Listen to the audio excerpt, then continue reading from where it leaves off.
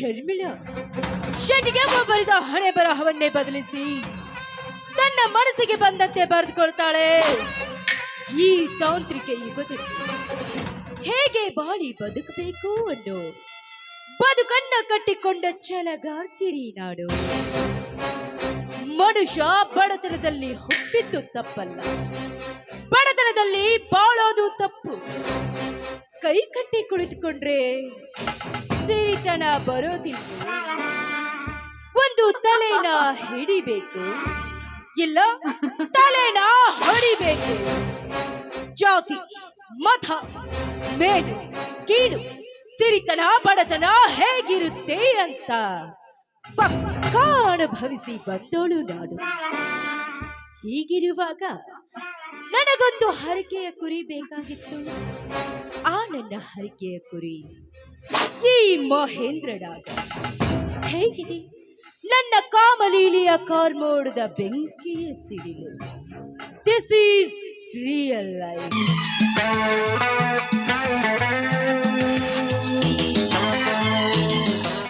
ಅರೆ, ಈ ಮುದುಕಿಯಲ್ಲಿ ಕಾಣ್ತಾನೆ ಇಲ್ಲ. ಮುದುಕಿ, ಯಾ ಮುದುಕಿ, ಬಾರೆ ಹೊರಗೆ.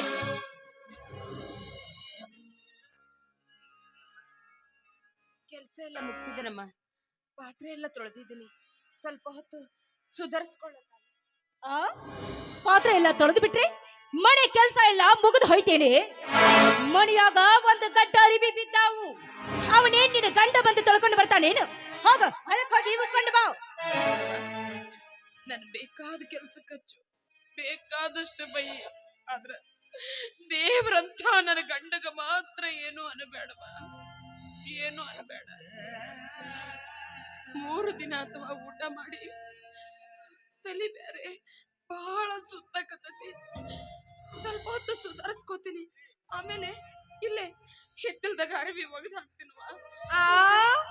ಹಿತ್ತಲದಾಗ ಅರಿವಿ ತೊಳೆದು ಹಾಕಿದ್ರ ಕರೆಂಟ್ ಬಿಲ್ ನಿನ್ನ ಗಂಡ ಕಟ್ತಾನೇನು? ನನ್ನ ಗಂಡ ಒಬ್ಬ ದುಡಿಯಾವ. 3 ಹೊತ್ತು ಕೂತು ಸರಿಯಾಗಿ ಕತ್ತರಿಸವರ ಅದಿರಿ. ಹೋಗ ಹೋಗ, ಏನ್ ಧಾಡಿ ಆಗುದಿಲ್ಲ. ಅಲ್ಲೊಬ್ಬಡೆ ಹೋಗಿ ಉಟ್ಕೊಂಡು ಬಾ. ಕರೆಯತವ ಪಾಪ, ನನ್ನ ಕೂಸು ಒಂದ ದುಡಿಯಕತ್ತೈತಿ. ಅವನಿಗೆ ತ್ರಾಸ ಆಗಬಾರ್ದು, ನನಗ ತ್ರಾಸ ಆದ್ರೂ ಚಿಂತಿಲ್ಲ. ನಾ ಅರ್ಬಿ ಒಕ್ಕೊಂಬರ್ತೀನವ.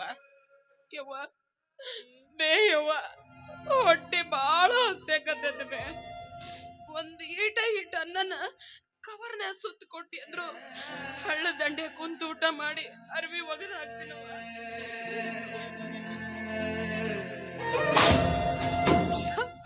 ದರಿದ್ರದವಳೆ, ಬಾಯಿ ತೆಗೆದ್ರೆ ಬರೀ ಅಣ್ಣ ಅಣ್ಣ ಅಂತ ಬಡ್ಕೊಳ್ತೀಯಲ್ಲ.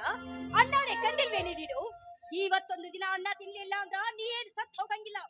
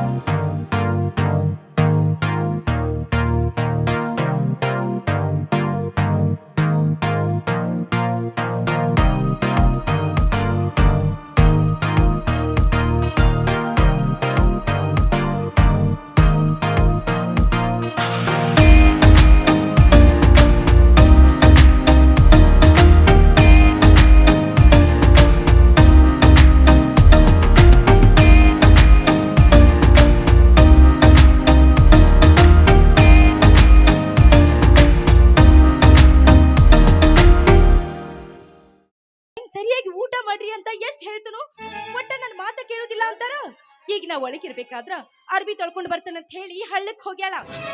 ಏನು ಬಟ್ಟೆ ಗಂಟು ಹಿಡ್ಕೊಂಡು ಹಳ್ಳದ ದಂಡಿಗೆ ಹೋದಳ? ಅಲ್ಲ, ನೋಡಿದ ಜನ ಏನಂತಾರ ಕಣೆ, 10 ಆಳುಗಳ ಮನೆಯಲ್ಲಿ ದುಡಿತಿರುವಾಗ ಮುದುಕಿ ಹಳ್ಳದ ದಂಡಿಗೆ ಹೋಗಿದ್ದಾಳಂದ್ರೆ ಈ ನನ್ನ ಮರ್ಯಾದೆನ 3 ಕಾಸಿಗೆ ಮಾರ್ತಾ ಇದ್ದಾಳೆ ಅವಳು. ಅವಳನ್ನು ಏನ್ ಮಾಡ್ಲಿ ಅಂತಾನೆ? ಹೌದ್ ನೋಡ್ರಿ, ಊರ್ ಮಂದಿ ಮಾತಾಡುವಂಗ ನಮ್ ಬಾಳೆ ಆಗಿದ್ದಿ.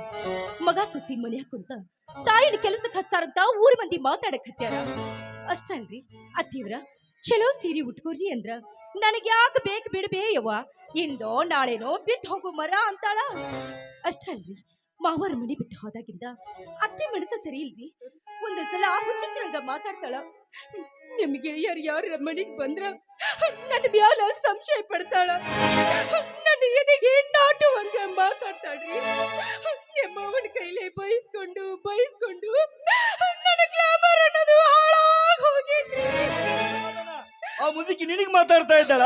ಛೇ, ಅವತ್ತೇ ಆ ಮುದುಕನ ಬೆನ್ನ ಹತ್ತು ಹೋಗಿದ್ರ ಆ ಮುದುಕಿ ನಿನಗ್ ಮಾತಾಡ್ತಾ ಇದ್ರೇನು? ಅವಳನ್ನ ಏನ್ ಮಾಡ್ಬೇಕು ಅನ್ನೋದೇ ಗೊತ್ತಾಗ್ತಾ ಇಲ್ಲ. ರೀ, ನೀವು ತಪ್ಪು ತಿಳ್ಕೊಳ್ಳೋದಿಲ್ಲ ಅಂದ್ರ ಅತ್ತೆಯವ್ರನ್ನ ಅನಾಥಾಶ್ರಮಕ್ಕೋ ಇಲ್ಲ ವೃದ್ಧಾಶ್ರಮಕ್ಕೋ ಬಿಟ್ಬರ್ನು. ಯಾಕಂದ್ರ ಆಕೆ ಅಲ್ಲಿ ಕಣ್ಣು ಮಾರಿ ಮಣ್ಣು ಮಾರಿ ಇರ್ತಾಳ. ಊರ್ ಮಂದಿ ನಮಗ್ ಮಾತಾಡೋದರ ತಪ್ಪೈತಿ. ಏನಂದೆ?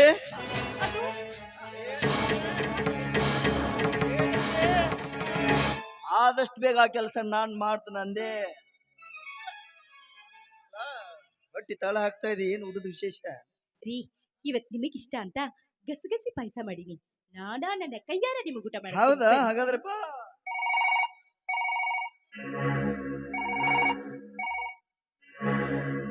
ಹಲೋ, ಏನು ಅರ್ಜೆಂಟ್ ಆಗಿ ಬರ್ಬೇಕಾ? ಇಲ್ಲ ಕಣೋ, ಅಂದ್ರೆ ಟಿಫನ್ ಮಾಡುವ ಸಮಯ ಇದು. ಬರ್ಲೇಬೇಕಾ? ಖಂಡಿತ ಬರ್ತೀನಿ. ಚಿನ್ನ ಸ್ನೇಹಿತ ಫೋನ್ ಮಾಡಿದ್ದಾನೆ, ಆಗ ಹೋಗಿ ಹೀಗೆ ಬಂದ್ಬಿಡ್ಲ? ಅಲ್ಲ, ಆನಂತರ ಟಿಫನ್ ಮಾಡೋಣ, ಬರ್ತೀನಿ.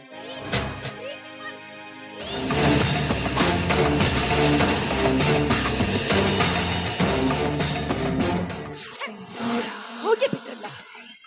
ಹೋಗಿ ಎಲ್ಲಿಗೆ ಹೋಗ್ತಾನೆ? ಹೊಟ್ಟೆ ಹಸಿದ್ರೆ ತಾನೇ ಬರ್ತಾನೆ. ಒಂದು ದಿನವಾದ್ರೂ ಮಣಿಯಲ್ಲಿದ್ದು ಸರಸ ಸಲ್ಲಾಪದಿಂದ ನನ್ನ ಮನಸ್ಸಿನ ಆಸೆಯನ್ನ ಈಡೇರಿಸಲಿಲ್ಲ. ಮದುವೆಯಾಗಿ ಎಷ್ಟು ವರ್ಷವಾದ್ರೂ ನನ್ನ ಹೊಟ್ಟೆ ಒಳಗ ಒಂದು ನಾಯಿ ಕೊಂಡಿ ಸಹಿತ ಹುಟ್ಟಿಸಲಿಲ್ಲ. ಹದಿಹರಿಯದ ಯೌವನ ತುಂಬಿದ ಈ ಕಾಮದ ಕುದುರೆಗೆ ಲಗಾಮ ಹಾಕಿ ಮನಸ್ಸನ್ನ ಶಾಂತ ಮಾಡುವ ಶಕ್ತಿ ಆ ನನ್ನ ಪೃಥ್ವಿರಾಜನಿಗೆ ಮಾತ್ರ. ಆ ನನ್ನ ರಾಜನೆಲ್ಲ ನನ್ನ ಮನೆಗೆ ಕರೆಸಿ ಅವನ ರೋಮ ಭರಿತ ಎದೆ ಮೇಲೆ ಮಿಂದು ಮಜ್ಜನ ಮಾಡಿಸ್ಕೋಬೇಕು ಅಂತ ಈ ಹಾಳಾದ ಮುದುಕಿ ಒಂದು ಮನೆಯಾಗ ಬಿದ್ದಿರ್ತದೆ. ಹೆಂಗ ಮಹೇಂದ್ರನಿಂದ ಪರ್ಮಿಷನ್ ಅಂತೂ ಸಿಕ್ಕಾಯ್ತು. ಇದೇ ಸೂಕ್ತವಾದ ಸಮಯ ಅಂತ ತಿಳಿದು ಅತ್ತೆ ಎಂಬ ಕತ್ತೆಯನ್ನ ಮನೆಯಿಂದ ಹೊರಹಾಕಲು ನನ್ನ ಮನಸ್ಸಿಗೆ ಎಷ್ಟೋ ನೆಮ್ಮದಿ.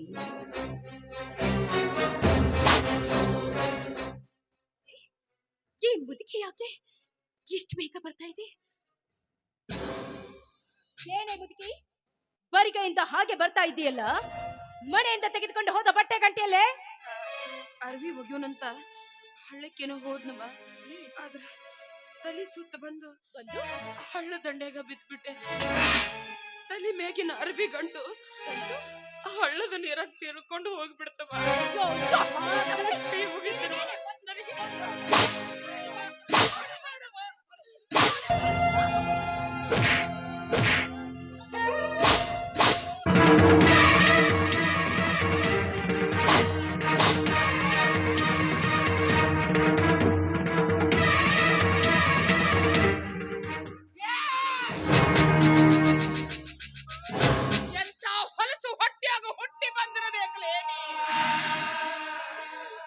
ಮಾಡಿ 3 ದಿನ ಅಥವಾ ತಲೆ ಸುತ್ತಾಕತ್ತ ತಂದ್ರು ಹೊಡಿತಿ. ಹೊಡಿಬೇಡವಾ, ನಿನ್ನ ಹೊಡ್ತ ನನ್ನ ಕಡೆಯಿಂದ ತಡ್ಕೊಳಕ್ ಆಗುದಿಲ್ಲ ಅಂದ್ರು ಹೊಡೆಯಕತ್ತಿಯಲ್ಲ.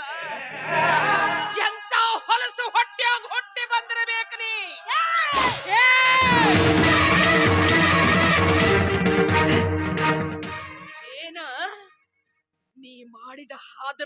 ನನಗ ಗೊತ್ತಿಲ್ಲ ಅಂತ ತಿಳಿದಿಯನವ. ನನಗೆಲ್ಲ ಗೊತ್ತೈತವ, ಆದ್ರೂ ಸುಮ್ಮನದೀನಿ. ಯಾಕೆ ಹೇಳು? ಈ ವಿಷಯ ನನ್ನ ಮಗನಿಗೆ ಗೊತ್ತಾದ್ರ ಅವ ಏನ್ರ ಮಾಡ್ಕೊಂಡ್ ಬಿಡ್ತಾನ ಅಂತ ಸುಮ್ಮನದೀನವ, ಸುಮ್ಮನದೀನಿ. 32 ವರ್ಷಗಳ ನಂತರ ನನ್ನ ಗಂಡ ರಿಟೈರ್ಡ್ ಆಗಿ ಹೆಂಡತಿ ಮಕ್ಕಳ ಜೊತೆ ಸಂತೋಷವಾಗಿರ್ಬೇಕು ಅಂತ ಬಂದ್ರ ದೇವರಂತ ನನ್ನ ಗಂಡಗೆ ಇಲ್ಲ ಸಲ್ಲದ ಅಪವಾದ ಹೊರಿಸಿ ಮನೆಯಿಂದ ಹೊರ ಹಾಕಿದೆ.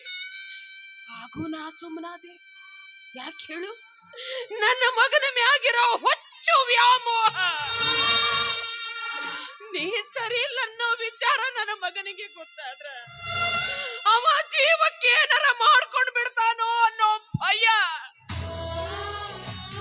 ಆದ್ರ ಇವತ್ತು ಮಾತ್ರ ನಾ ಸುಮ್ಮನೆ ಇರುವುದಿಲ್ಲವಾ? ಸುಮ್ಮನೆ ಇರುವುದಿಲ್ಲ. ಇವತ್ತೆರಡರಾಗ ಒಂದು ತೀರ್ಮಾನ ಆಗಾಕ ಬೇಕು. ನನ್ನ ಮಗ ಬರ್ಲಿ ನನ್ನ ಗಂಡ. ಇವತ್ತ ಎರಡರಾಗ ಒಂದು ತೀರ್ಮಾನ ಆಗಾಕಬೇಕು. ಇವತ್ತ ಈ ಮರ್ಯಾದ ನೀನಿರ್ಬೇಕು, ಇಲ್ಲ ನಾನಿರ್ಬೇಕು. ಬರ್ಲಿ ನನ್ನ ಗಂಡ. ಹೆಣ್ಣಾದಕ್ಕಿಗೆ ಸಹನೆ ತುಂಬಿ ತುಳುಕ್ತಿರಬೇಕು. ಮನೆಗೆ ಸೊಸೆಯಾಗಿ ಬಂದಾಕಿ ಮನಿ ದೀಪ ಬೆಳಗಬೇಕಾ ಹೊರತು ನಿನ್ನಂಗ ಮಾರಿಯಾಗಿ ಮನಿ ದೀಪ ತೆಗಿಬಾರ್ದವ, ತೆಗಿಬಾರ್ದು. 7 ಹೆಜ್ಜೆಗಳ ಸಪ್ತಪದಿ ಅಂದ್ರೆ ಏನು ಅಂತ ನಿನಗೇನಾರ ಗೊತ್ತೈತೇನವ?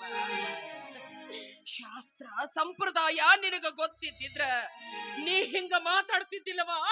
ಹಿಂಗ ಮಾತಾಡ್ತಿದ್ದಿಲ್ಲ. ಹೇಳಿ, ಶಾಸ್ತ್ರ ಸಂಪ್ರದಾಯ ಅಂತ ಬಡ್ಕೋತಾ ಇದೆಯಲ್ಲ, ಇದನ್ನೆಲ್ಲ ನಿನ್ನಂತವಳಿಂದ ಹೇಳಿಸ್ಕೊಳ್ಳೋ ಅವಶ್ಯಕತೆ ನನಗಿಲ್ಲ. ನಿನ್ನ ಮಗನ ಕೈ ಹಿಡಿದು ರಿಜಿಸ್ಟರ್ ಆಫೀಸ್ನಾಗ ಮದುವೆಯಾಗಿ ಬಂದೀನಿ.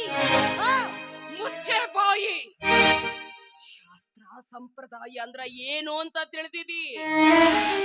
ಗುರು ಹಿರಿಯರು ಎಲ್ಲಾರು ಸೇರಿ ಕೈ ಮ್ಯಾಗ ಕೈ ಇಟ್ಟು ಹಾಲ್ ಹಾಕಿ ಅಕ್ಷತೆ ಹಾಕಿ ಗಂಡು ಹೆಣ್ಣು ಜೊತೆ ಮೇಲೆ ನಿಂತು ಅರುಂಧತಿ ನಕ್ಷತ್ರ ನೋಡಿ 7 ಹೆಜ್ಜೆಗಳ ಸಪ್ತಪದಿ ತುಳಿದು ಗಂಡನ ಮನೆಗೆ ಬಲಗಾಲಿಟ್ಟು ಬರ್ತಾಳಲ್ಲ, ಅದವ 7 ಹೆಜ್ಜೆಗಳ ಸಪ್ತಪದಿ ಅಂತ.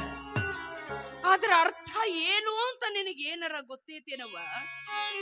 ಕಾರೇಶು ದಾಸಿ, ಕರುಣೇಶು ಮಂತ್ರಿ, ಭೋಜ್ಯೇಶು ಮಾತಾ, ರೂಪೇಶು ಲಕ್ಷ್ಮಿ, ಶಯನೇಶು ರಂಭ, ಕ್ಷಮಯಾ ಧರಿತ್ರಿ. ಅಂದ್ರ ಧರ್ಮದಲ್ಲಾಗ್ಲಿ ಧನದಲ್ಲಾಗ್ಲಿ ವ್ಯಾಮೋಹದಲ್ಲೇ ಆಗ್ಲಿ ಗಂಡನ ಕಷ್ಟ ಸುಖದಾಗ ಭಾಗಿಯಾಗಿ ಸದಾ ಅವನಿಗೆ ಬೆನ್ನೆಲುಬಾಗಿರ್ತಾಳಲ್ಲ, ಆಕಿಗಂತಾರವ ಕಾರೇಶು ದಾಸಿ ಅಂತ. ಇನ್ನ ಕರುಣೇಶು ಮಂತ್ರಿ ಅಂದ್ರ ಗಂಡ ಏನೇ ತಪ್ಪು ಮಾಡಿರ್ಲಿ ಅವನಿಗೆ ತಿದ್ದಿ ಬುದ್ಧಿ ಹೇಳಿ ಸರಿ ದಾರಿಗೆ ತರ್ತಾಳಲ್ಲ, ಆಕಿಗಂತಾರವ ಕರುಣೇಶು ಮಂತ್ರಿ ಅಂತ. ಇನ್ನ ಭೋಜ್ಯೇಶು ಮಾತಾ ಅಂದ್ರ ಹೊಟ್ಟೆ ಹಸಿದ ಮನೆಗೆ ಯಾರೇ ಬರ್ಲಿ ಅವ್ರಿಗೆ ತಾಯಿ ಸ್ಥಾನದಾಗ ನಿಂತು ಹೊಟ್ಟೆ ತುಂಬಾ ಊಟ ಮಾಡಿ ನಗನಗತಾ ಮನೆಯಿಂದ ಬೀಳ್ಕೊಡ್ತಾಳಲ್ಲ, ಆಕಿಗಂತಾರವ ಭೋಜ್ಯೇಶು ಮಾತಾ ಅಂತ. ಇನ್ನ ರೂಪೇಶು ಲಕ್ಷ್ಮಿ ಅಂದ್ರ ಹಣೆ ತುಂಬಾ ಕುಂಕುಮ ಇಟ್ಕೊಂಡು ಕೆನ್ನೆ ತುಂಬಾ ಅರಿಶಿನ ಬಳ್ಕೊಂಡು ಮನೆ ದೀಪ ಅಂಟಿಸಿ ನಗನಗತಾ ಓಡಾಡ್ಕೊಂಡಿರ್ತಾಳಲ್ಲ, ಆಕಿಗಂತಾರವ ರೂಪೇಶು ಲಕ್ಷ್ಮಿ ಅಂತ. ಇನ್ನ ಶಯನೇಶು ರಂಭ ಅಂದ್ರ ಆಕಿ ತನ್ನ ಗಂಡನ ಕಣ್ಣಿಗೆ ಮಾತ್ರ ಸುಂದರವಾಗಿ ಕಾಣಬೇಕು, ಅದಕ್ಕಾಕಿಗಂತಾರ ಶಯನೇಶು ರಂಭ ಅಂತ. ಇನ್ನ ಕ್ಷಮಯಾ ಧರಿತ್ರಿ ಅಂದ್ರ ಅಣ್ಣ ತಮ್ಮ ಅಕ್ಕ ತಂಗಿ ಮನೆಯಾಗ ಯಾರು ಏನೇ ತಪ್ಪು ಮಾಡಿರ್ಲಿ ಅದನ್ನ ಹೊರ ಜಗತ್ತಿಗೆ ರಟ್ಟು ಮಾಡ್ದ ಗುಟ್ಟಾಗಿ ತನ್ನ ಹೊಟ್ಟೆಯಾಗಿಟ್ಕೊಂಡು ಹೊರ ಜಗತ್ತಿಗೆ ನಗನಗ್ತಾ ಜೀವನ ಸಾಗಿಸ್ತಿರ್ತಾಳಲ್ಲ, ಆಕಿಗಂತಾರವ ಕ್ಷಮಯಾ ಧರಿತ್ರಿ ಅಂತ. ಇದವ 7 ಹೆಜ್ಜೆಗಳ ಸಪ್ತಪದಿ ಅಂದ್ರ ಅದರ ಅರ್ಥ ಇದು. ಅದರ ಬಿಟ್ಟು ರಿಜಿಸ್ಟರ್ ಆಫೀಸ್ಗೆ ಹೋಗಿ ಮಾಲಿ ಬದಲಾಯಿಸ್ಕೊಂಡು ಕೊಳ್ಳಾಗ ತಾಳಿ ಹಾಕಿಸ್ಕೊಂಡು ಬಂದಿರೋ ನಿನಗೇನ ಗೊತ್ತು ನಮ್ಮ ಹಿಂದೂ ಸಂಪ್ರದಾಯ ಅಂದ್ರೆ ಏನು ಅಂತ? ಮಾತಾಡ್ಲಿ ಅಂತ ಸುಮ್ಮನಿದ್ರೆ ಬಾಯಿಗೆ ಬಂದ ಹಾಗೆ ಬಗ್ತೇನೆ.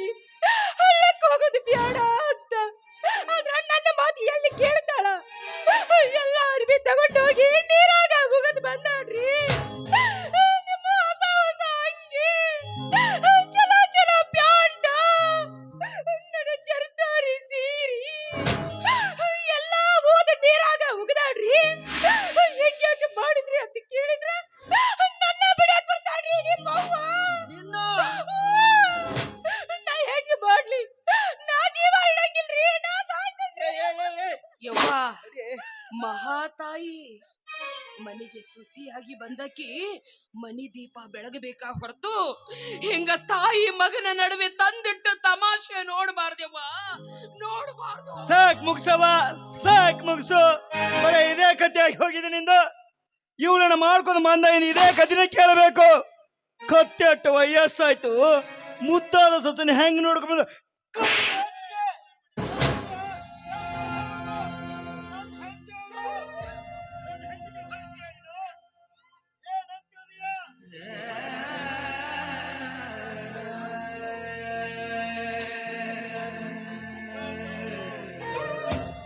ಶಭಾಷ್ ಮಗನ, ಶಭಾಷ್.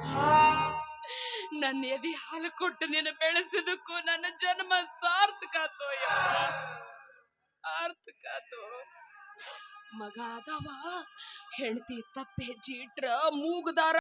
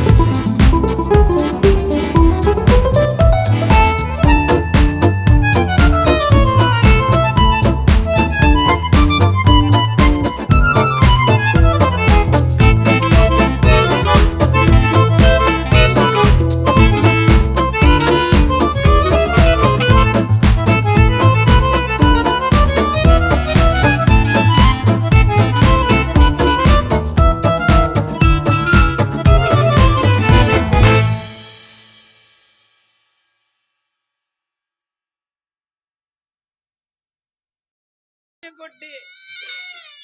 ನೀ ಮನೆಯಿಂದ ಹೊರಗೆ ಹೋದಿ ಅಂದ್ರ ನನ್ನ ಮಗ ಯಾವಾಗ ಬರ್ತೈತೋ ಅಂತ ಜಾತಕ ಪಕ್ಷಿ ಹಂಗ ಕುಂದಿರ್ತಿದ್ನಲ್ಲಪ್ಪ. ಅದ ಋಣನು ತೀರ್ಸಿದೆಪ್ಪ, ಅದ ಋಣನು ತೀರ್ಸಿದೆ.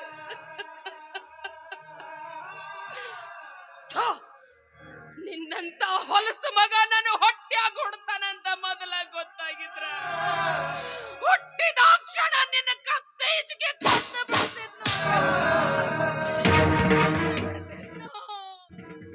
ಸಾಕು, ಈ ನಿನ್ನ ಕಣ್ಣೀರನ್ನ ನನ್ನ ಮುಂದೆ ಹಾಕಿದ್ರೆ ನಡೆಯಂಗಿಲ್ಲವ, ನನ್ನ ಮುಂದೆ ಹಾಕಿದ್ರೆ ನಡೆಯಂಗಿಲ್ಲ. ನಿನ್ನನ್ನು ಸಾಕಲಾರ್ದ ನಿನ್ನ ಗಂಡ ಈ ಮನ್ಯಾಗ ಬಿಟ್ಟು ಹೋದ್ನಲ್ಲ, ಅವನ ಮುಂದೆ ಹೇಳಬೇಕಾಗಿತ್ತು.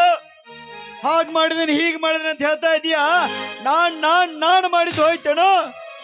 ನಿನ್ನ ಗಂಡ ಮಿಂಟ್ರಾಗಿದ್ದಾಗ ತಲೆ ಸುತ್ತೇಳೆ ಹಾಸಿಗೆ ಇಟ್ಟಿದ್ದಿ, ಹೋಗಿ ದವಾಖಾನಿಗೆ ತೋರಿಸಿದೀನಿ. ಮನೆಗೆ ಬಂದ ನಂತರ ನಿನಗೆ ಅನ್ನ ಕುದಿಸಿ ಹಾಕಿದೀನಿ, ಮೈಯೇನು ಬಟ್ಟೆ ಒಗದು ತಂದು ಕೊಟ್ಟಿದ್ದೀನಿ.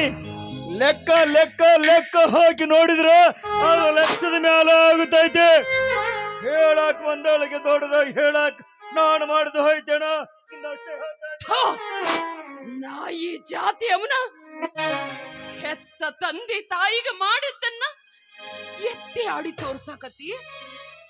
ನನಗ ಅನ್ನ ಹಾಕಿದ ಖರ್ಚು ಹೇಳಕತಿಯನೋ ಮಗನ? ಯಪ್ಪ, ನಾ ಸತ್ರು ನಿನ್ನ ಋಣ ತೀರ್ಸೇ ಹೋಗ್ತೀನಪ್ಪ, ನಿನ್ನ ಋಣ ತೀರ್ಸೇ ಹೋಗ್ತೀನಿ. ಈ ಪ್ರಪಂಚದಾಗ ತೀರ್ಸಕ್ಕಾಗಿರೋ ಋಣ ಅಂದ್ರ ಎರಡು, ಒಂದು ತಾಯಿಯ ಋಣ,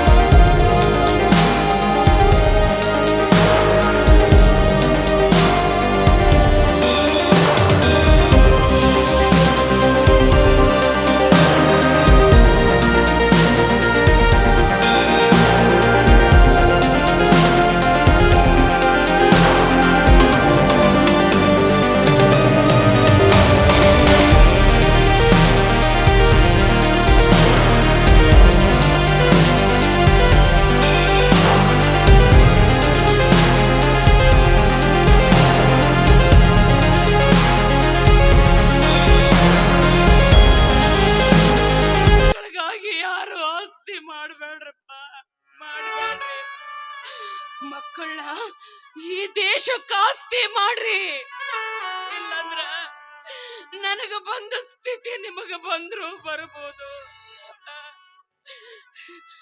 ಯಪ್ಪ, ಅಣ್ಣ 3 ದಿನ ಆತಪ್ಪ ಊಟ ಮಾಡಿ, ಹೊಟ್ಟೆ ಹಸಕತೈತಿ. ಯಾರಾದ್ರೂ ಭಿಕ್ಷೆ ನೀಡಿ ಪುಣ್ಯ ಕಟ್ಕೊಳ್ರಪ್ಪ, ಭಿಕ್ಷಾ ನೀಡಿರಿ, ದಾನ ಮಾಡಿರಿ, ಭಿಕ್ಷಾ ನೀಡಿರಿ, ದಾನ ಮಾಡಿರಿ, ಭಿಕ್ಷಾ ನೀಡಿರಿ.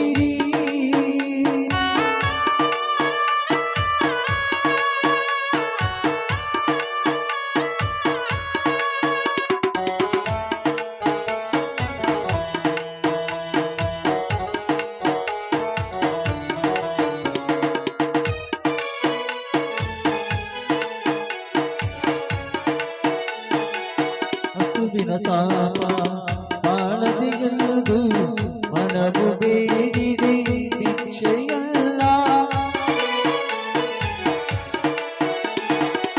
ಹಸುವಿನ ತಾಪ ತಾಳದೆಯಲ್ಲದು, ಮನವು ಬೇಡಿದೆ ಭಿಕ್ಷೆಯಲ್ಲ. ನೀಡಿರಿ ಭಿಕ್ಷೆಯ, ನೀಡಿರಿ ಭಿಕ್ಷೆಯ, ದಾನ ಮಾಡಿರಿ, ಭಿಕ್ಷಾ ನೀಡಿರಿ, ದಾನ ಮಾಡಿರಿ.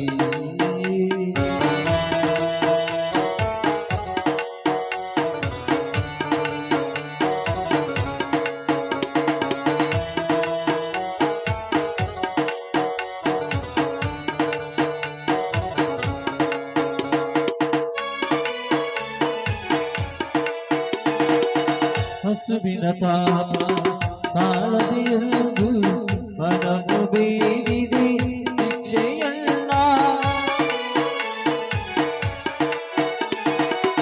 ಹಸುವಿನ ತಾಪ ತಾಳದೆಯಲ್ಲದು, ಮನವು ಬೇಡಿದೆ ಭಿಕ್ಷೆಯಲ್ಲ. ನೀಡಿರಿ ಭಿಕ್ಷೆಯ, ನೀಡಿರಿ ಭಿಕ್ಷೆಯ, ದಾನ ಮಾಡಿರಿ, ಭಿಕ್ಷಾ ನೀಡಿರಿ, ದಾನ ಮಾಡಿರಿ, ದಾನ ಮಾಡಿರಿ.